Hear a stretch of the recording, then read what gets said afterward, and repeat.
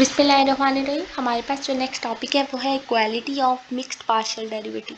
अब partial derivatives हमने देखे, मिक्स्ड पार्शियल डेरिवेटिव देखे। मैंने आपको लास्ट टॉपिक में बताया कि मिक्स्ड पार्शियल डेरिवेटिव्स कौन से होते हैं। मिक्स्ड पार्शियल डेरिवेटिव ये वाले डेरिवेटिव होते हैं जिसमें आपके पास F Y X F x Y दोनों आंसर जो है वो इक्वल आने चाहिए। और इस कंडीशन को हमने लास्ट में जो है वो प्रूव किया और हमने कहा कि दोनों आंसर जो है वो हमारे पास इक्वल नहीं आए हैं। अब हमारे पास इसको इक्वल लाने के लिए एक थ्योरम है जिसको हम प्रूव करेंगे कि हमारे आंसर किस तरह से इक्वल आएंगे। उसके लिए हमें कौन सी कंडीशन लगानी पड़ेगी, कौन से पॉइंट्स को मद्देनज़र रखना पड़ेगा जिसको कि बेस पर हम अपने पॉइंट्स को जो है वो इक्वल रखेंगे। थ्योरम की स्टेटमेंट को रीड आउट कर लेते हैं। सपोज आपके पास फंक्शन है, सबसे पहले आपने उसका डेरिवेटिव लिया एक्स की रिस्पेक्ट से, वाई की रिस्पेक्ट से, एफ एक्स वाई लिया जो कि neighbourhood N neighbourhood x not Y not की नेबरहुड में एग्जिस्ट करता है और एफ एक्स वाई कंटिन्यूस होगा। अब ये बात आपके पास एमसीक्यूज में भी आ सकती है कि एफ एक्स वाई एग्जिस्ट करता है नेबरहुड ऑफ एन एन के नेबरहुड में, ठीक है। और आपके पास जो एफ एक्स वाई अगर उसके अंदर एग्जिस्ट करता है तो एफ एक्स वाई कंटिन्यूस भी होगा। अगर एफ एक्स वाई कंटिन्यूस होगा तो एफ वाई एक्स भी एग्जिस्ट करेगा और एफ वाई एक्स जब एग्जिस्ट करेगा तो दोनों पॉइंट्स हमारे पास इक्वल हो जाएंगे। थ्योरम के प्रूफ की तरफ चलते हैं। थ्योरम के प्रूफ में हमने जैसे हम लास्ट कोई भी अपने थ्योरम करते थे लिमिट के लिए, पार्शियल डेरिवेटिव्स के लिए, इनफाइनाइट लिमिट्स के लिए, तो हम एप्सिलॉन डेल्टा की कंडीशन लेकर चलते थे। इसी तरह से हम यहाँ पे भी मिक्स्ड पार्शियल डेरिवेटिव्स में एप्सिलॉन डेल्टा की कंडीशन लेकर चलेंगे। लेकिन यहाँ पे हमारे पास थ्योरम की स्टेटमेंट में उन्होंने एक पॉइंट कह दिया कि एफ एक्स वाई जो है वो exist on a neighbourhood N of x not Y not. तो एक्स नॉट और वाई नॉट की नेबरहुड में हमारा एफ एक्स वाई एग्जिस्ट करता है। तो अब हम चलते हैं प्रूफ की तरफ। Suppose that epsilon greater than 0, delta greater than 0, then open square किसको कह रहा है? ओपन स्क्वायर वो इस एस डेल्टा को कह रहा है। एस डेल्टा का मतलब है कि neighbourhood of set S set का नेबरहुड जो कि एन में एग्जिस्ट कर रहा है उसको हम कुछ इस तरह से लिखेंगे। और ये उन्होंने नेबरहुड लिखा है, क्या लिखा है? एक्स माइनस एक्स नॉट की एब्सोल्यूट वैल्यू ली लेस देन डेल्टा है, वाई माइनस वाई नॉट लें लेस देन डेल्टा है। और वो हमारे पास स्टेटमेंट से हमने कहा कि वो कहाँ एग्जिस्ट करती है? एन में एग्जिस्ट करती है। अब ये बात जो लिखी है ना, f x Y x head y head minus f x Y x not Y not, ये हम फंक्शन के हमने लास्ट टॉपिक में जो हमने पढ़ा था, इससे पहले मैं आपको थोड़ा सा दिखा देती हूँ। चलें, थोड़ा ज़्यादा ऊपर हो जाए। अच्छा किधर गया?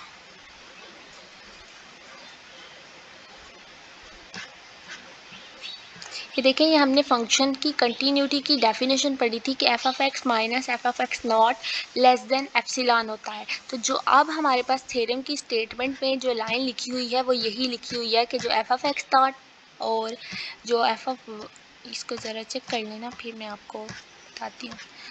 अच्छा जी, ये वही बात लिखी है कि जब मैंने एफ एक्स लिया और एफ एक्स एक्स पे और वाई एक्स पे, और जब मैंने एफ एक्स लिया एक्स नॉट पे और वाई नॉट पे, वो लेस देन एप्सिलॉन। तो ये कंडीशन हमारे पास फंक्शन के कंटिन्यूस होने की है।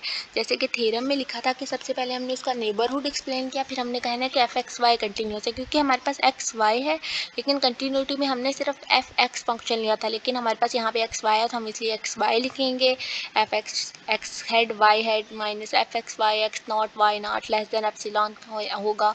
और ये जो एक्स हेड वाई हेड हैं ये कहाँ से बिलोंग करते हैं? ये हमारे पास एस सेट के नेबरहुड से, ओपन स्क्वायर के नेबरहुड से बिलोंग करते हैं जो कि एन में है। This is possible because of continuity of f x y at x not why not.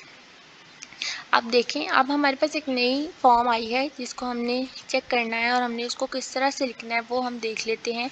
जो मेरे पास जो है ना एक्स हेड वाई हेड, ये सारे हमने तो कंटिन्यूटी की डेफिनेशन से ले लिए और अब हम उनको लेकर चलेंगे। हम कहेंगे कि जो मेरे पास ए ऑफ एच के है वो कहाँ पे डिफ़ाइन है। अब हमने ए ऑफ एच के की नोटेशन को डिफ़ाइन करना है। ए ऑफ एच के की जो नोटेशन लिखी है ना, जो ये वाली पहली फॉर्म लिखी है वो किस तरह से लिखी हुई है देखें। F of x not plus H Y not plus K F of x not plus H Y not. अब ये देखें, अब आपने इसको थोड़ा याद रखना मुश्किल है, थोड़ा ट्रिकी पार्ट है ये। देखें ये क्या हुआ है यहाँ पे, आपने ये एक बात याद रख लेनी है कि ये जो मेरे पास पहला फंक्शन है ना, यहाँ से लेके यहाँ तक का ये मेरा फंक्शन एच लिमिट यहाँ पर जो फंक्शन की लिमिट है वो यहाँ पे h है, और जो h लिमिट है वो 0 को अप्रोच कर रही है इतने फंक्शन में। और यहाँ पे हम किस फंक्शन का पार्शियल डेरिवेटिव ले रहे हैं, y फंक्शन का पार्शियल डेरिवेटिव ले रहे हैं, और हमारे पास जो यहाँ पर इस फंक्शन की लिमिट है वो क्या है, h है, जो कि 0 को अप्रोच कर रही है। और किस पॉइंट्स पर हमारे पास h है, x0 प्लस h पे, और दूसरा पॉइंट जो हमारे पास है y0 पे। ठीक है, इन दो पॉइंट्स पे मेरा फंक्शन की लिमिट एग्जिस्ट कर रही है, और इस फंक्शन को हम क्या कह रहे हैं, y का डेरिवेटिव ले रहे हैं हम h अप्रोचेस टू 0 पे।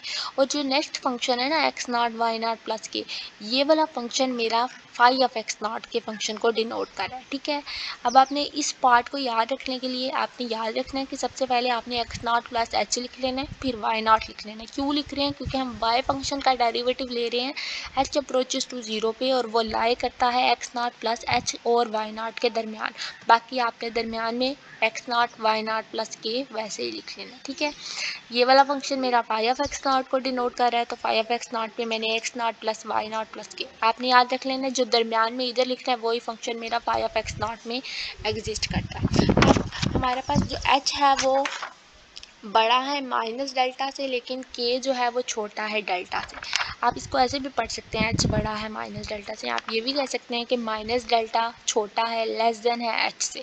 अब एच ऑफ के जो मैंने आपको बात बताई, एच ऑफ के मेरे पास क्या बन रहा है, एच ऑफ के मेरे पास y का डेरिवेटिव बेसिकली बन रहा था, लेकिन मैंने एच ऑफ के को जब सेपरेट किया तो एच ऑफ के में मैंने क्या लिखा, एच ऑफ के में मैंने लिखना है phi of x0 plus h minus phi of x0। मैंने आपको कहा था कि ये फंक्शन मेरे पास क्या है, ये फंक्शन मेरे पास फाई ऑफ x0 है, और ये फंक्शन मेरे पास x0 प्लस h और y0 के दरमियान में फंक्शन है बेसिकली y के डेरिवेटिव से।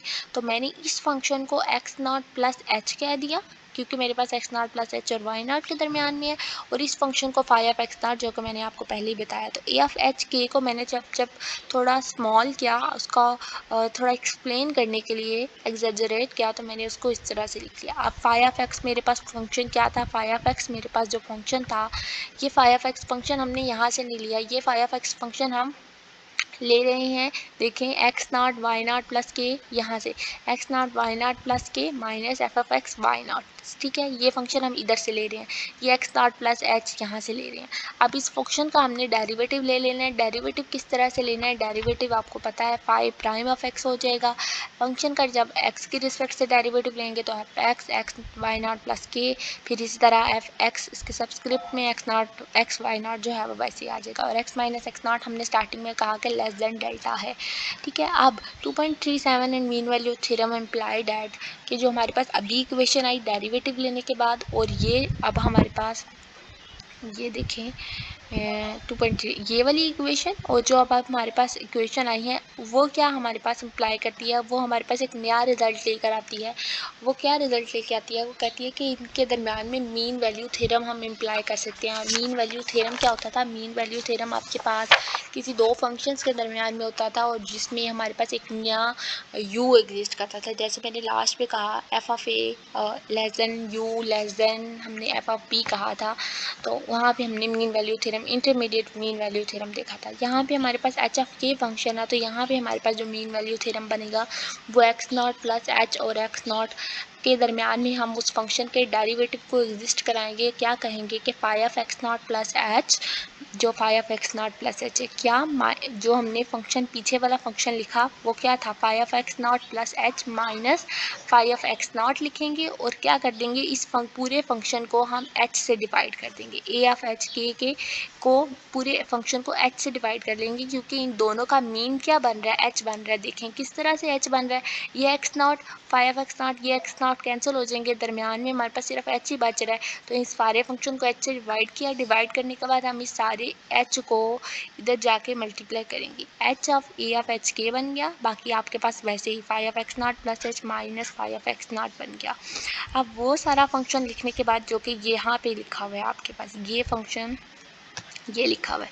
ठीक है, अब ये फंक्शन को हमने दोबारा से अपनी ओरिजिनल नोटेशन में लेके गए। किस तरह से लेके गए हैं, जो मेरे पास x हेड है ना वो x0 प्लस h, x0 और x0 प्लस h मिलाकर है। यहाँ पे हमारे पास जब हमने f x पे कहा तो हमारे पास यहाँ पे जो वाई हेड है वो ये वाई है नॉट और वाई नॉट प्लस के दरमियान में एग्जिस्ट कर रहा है।